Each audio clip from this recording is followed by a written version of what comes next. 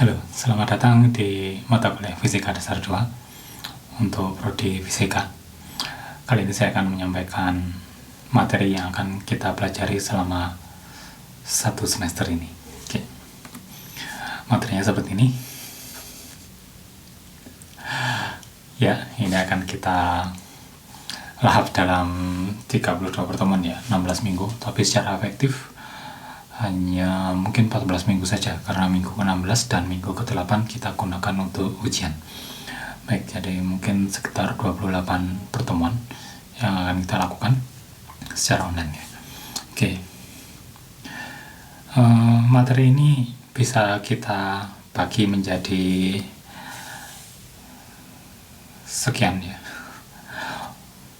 Masih banyak. Oke. Kita mulai dari satu ini, fluida. Ini beda karena di pendidikan fisika tidak ada ini untuk fisika dasar 2. Kita akan mempelajari fluida, kerapatan, dan tekanan. Di sana ya, fluida diam, terus mengukur tekanan, prinsip Pascal, Archimedes, persamaan kontinuitas, dan persamaan Bernoulli. Semua sudah ada ketika DSMU ya, jadi ini oke, sudah santai saja. Oke, berikutnya kita menuju ke osilasi, jadi getaran dan gelombang. Jadi kita akan membahas tentang osilasi, simple harmonic motion, energinya, jadi gerak harmonis sederhana dan energinya kita sudah pernah membahas. Angular simple harmonic osilator, ayunan juga bisa di sini ya, pendulum. Circular motion mungkin belum ada dulu ketika saya mungkin dibahas sedikit. Jadi kenapa kok ada radiannya? Kenapa kok ada pi-nya? Padahal itu kan gerakan bolak-balik. Nah, itu bisa akan tahu nanti ada alasannya ketika kita membahas gerak harmonik dalam lintasan melingkar. Kemudian gerak harmonik teredam, sederhana, dan kemudian gerak harmonik terpaksa, dipaksa ya, forced. Berikutnya gelombang, itu terdiri dari dua gelombang. Gelombang terdiri dari dua gelombang. Gelombang 1 dan gelombang 2 di sini. Gelombang satunya adalah yang kita pelajari di SMU, gelombang transversal, kecepatan gelombang, kemudian energinya, persamaan gelombang ini yang akan kita pakai sampai nanti hingga ke fisika kuantum. Di situ interferensi, fasor, dan gelombang berdiri atau kita disebut sebagai stasioner. Gelombang 2, gelombang yang kedua, materi gelombang yang kedua itu kecepatan suara, terus gelombang suara, dan seterusnya, interferensi, intensitas, dan sound level, level suara. Ini lebih ke musik ya, jadi sound level itu atau speaker, source of musical sound. Jadi ini surga bagi saya lihat ya, backgroundnya. Kemudian pitch di sini bukan dek, tapi layangan kalau di SMU dulu. Ada dua sumber bunyi yang memiliki frekuensi hampir sama, tapi tidak sama, hampir sama saja, maka akan ada pitch di sana, ada layangan. Efek Doppler, supersonic speed, dan shockwave. Kecepatan supersonik dan shockwave.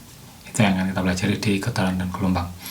Berikutnya kita akan mempelajari termodinamika dari mulai dari hukum pertama termodinamika, teori kinetika, mesin panas, dan seterusnya. Dulu di SMA sudah pernah dan kita akan perdalam di sini. Berikutnya adalah image. Di sini citra ya, citra.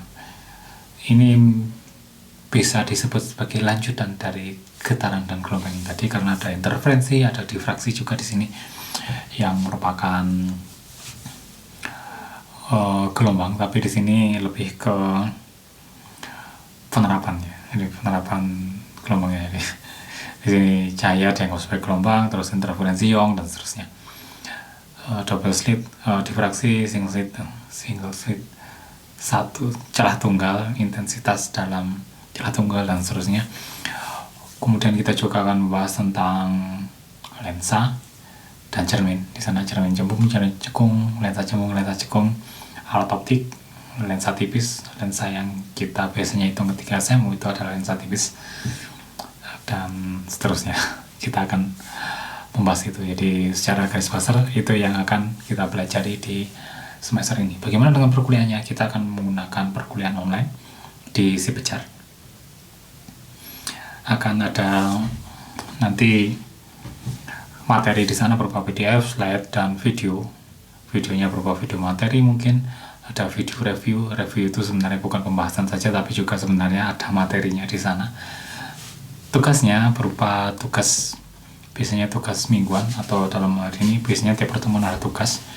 Tapi kadang saya biasanya kalau ada pertemuan, ada 2 pertemuan dalam 1 minggu, itu ada 1 pertemuan untuk mengerjakan tugas, 1 pertemuan untuk membahas tugasnya. Jadi review tugas di sini juga merupakan sebuah materi juga di sana. Kuis itu agak beda. Kalau tugas itu kerjakan tugas ini waktunya 1 minggu, misal seperti itu. Kalau kuis itu kerjakan sekarang di Si Pejar, seperti itu, langsung nilainya keluar. Kalau ujian bisa menggunakan kuis, bisa menggunakan tugas, tergantung situasi nanti. Oke, itu yang akan dilakukan. Oke. Baik, bagaimana dengan penilaiannya? Nilainya adalah sebuah fungsi dari tadi ya, tugas, kuis, ujian. Kalau tugasnya full, kuisnya nilainya bagus, dan ujiannya oke, maka dijamin Anda lulus. Ada kasusnya di sana. Oke, kasus di sini ada beberapa hal ya di sana. Ketika ada tugas, saya sarankan malah berdiskusi, silakan bekerja sama. Ingat ya, diskusi dan bekerja sama. Beda dengan menyalin atau memalsu. Kalau menyalin artinya kita tidak terlibat dengan diskusi itu. Artinya kita juga tidak punya pokok pikiran sendiri. Ketika kita nulis juga kita bukan tulisan kita sendiri, jadi akan kelihatan. Memalsu apalagi ya. Itu bahkan kita tidak meminta izin untuk, kalau menyalin adalah, mana tugasmu? Tak contoh ya. Contoh bukan dalam artian kerjasama. Mencontek itu bukan kerjasama ya. Itu simbiosisnya parasitisme, bukan mutualisme, atau setidaknya bukan komensalisme juga. Oke. Menyalin, memalsu itu menyalin tanpa izin malah ya. Kalau menyalin saja kan ada izinnya. Apapun itu, ada beberapa hal di sini. Sebenarnya tidak apa-apa, jadi malah meringankan beban saya. Ketika ada tugas dalam satu kelas, saat semua orang menyalin dari 1 orang, maka nilainya akan sama kan? Ketika saya lihat, oh ini mirip, sudah saya koreksi 1 saja, selesai. Jadi buat tugas saya lebih berat dengan menulis sesuatu yang beda dengan temennya. Jadi kadang kalau sebagai guru ini di fisika murni ya, kalau di pendidikan itu saya sering cerita, bagaimana Pak kalau ada yang mencontek di kelas? Saya malah senang. Kenapa?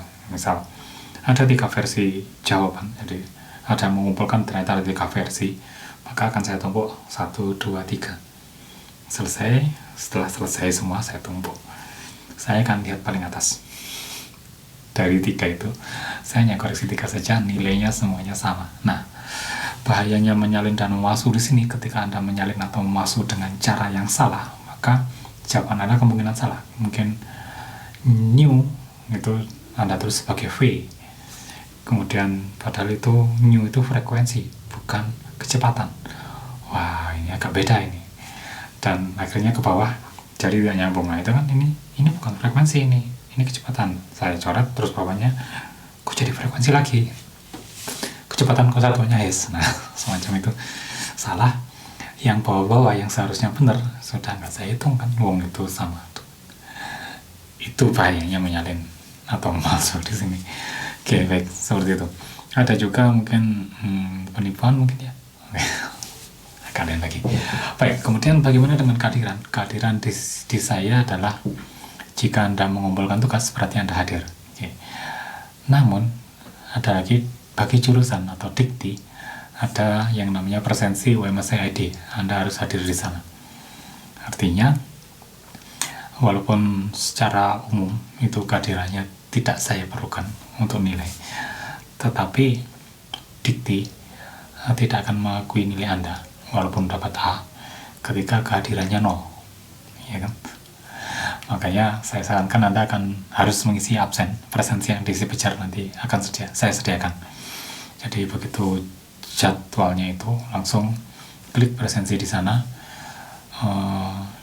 absen, bukan absen ya, present, mencentang, submit presensi di sana untuk jadwal saat itu, sehingga presensi Anda bisa penuh di sana. Oke, baik, seperti itu. Nah, sekarang bagaimana jika Anda tidak mengumpulkan tugas? Ini sering kejadian. Maksudnya, saya sering mengalami ini. Ada mahasiswa yang datang tidak pernah mengumpulkan tugas dan nilainya jelas 0. DNA-nya sudah keluar, jadi nilai akhirnya sudah keluar. Kemudian mohon agar nilainya dikoreksi sehingga menjadi lebih baik. Saya akan bersedia untuk melakukan tugas apapun, Pak. Lah, kamu aja mengumpulkan tugas saya. Enggak. Masa mau saya bertugas apapun ya nggak dikumpulkan lagi toh? Saya janji akan mengumpulkan sekarang, Pak. Saya sanggup melakukan apapun. Nah, itu jahat bagi saya. Oke. Hei, kamu sanggup melakukan apapun? Oke. Tugasmu sekarang adalah mengikuti mata kuliah yang sama di semester berikutnya dan lakukan sebaik-baiknya. Oke, saya menyebalkan seperti itu ya. Jadi, kenapa saya tidak menerima lobby-lobby seperti itu? Karena akan merugikan bagi Anda yang rajin mengumpulkan tugas. Bayangkan Anda mengumpulkan tugas, deadline-nya Anda ngerjakan tengah malam, agar tepat waktu mengumpulkan, tiba-tiba ada yang datang akhir-akhir nggak pernah mengumpulkan, minta keringanan, dan saya beri keringanan itu, dapat B- misalnya. Itu aja mungkin Anda nggak terima. Walaupun Anda dapat A ya, ada teman yang dapat B- dan tidak melakukan tugas apapun, kan tidak enak juga. Oke, saya juga merasa berdosa. Ngapain? Ini anak nggak pernah kuliah kan, pada dasarnya nggak pernah mengumpulkan tugas. Maka saya tidak bisa memberi perbaikan nilai. Nah, lain halnya ketika biasanya terjadi juga sering di DNA nilainya E biasanya. Tapi Anda selalu mengumpulkan tugas di sana, itu nggak mungkin nilainya E. Itu pasti ada kesalahan. Dan tiap kelas biasanya selalu ada itu. Ada sebuah sistem di Siakat yang ketika kita ngupload nilai, pasti ada satu mahasiswa yang dapat E. Jadi ketika ada yang seperti itu, cepat-cepat lapor ke saya. Dengan tentu saja, karena di Spejar ada buktinya, ketika mengumpulkan tugas, saya pasti akan melihat ke Spejar dulu. Oh iya, yang benar ini salah. Segera akan saya perbaiki. Jadi seperti itu ya. Baik, intinya Anda harus belajar sebaik-baiknya, kumpulkan tugas yang ditugaskan, kerjakan kuis dengan baik, belajar dulu kalau perlu, kemudian silakan diskusi dan bekerja sama, karena tujuannya belajar itu yang mendapatkan ilmu ya. Dari diskusi kita dapat ilmu, kerja sama juga dapat ilmu. Oke, baik, demikian untuk kali ini. Sampai jumpa di satu semester ini. Kita ketemu minggu depan.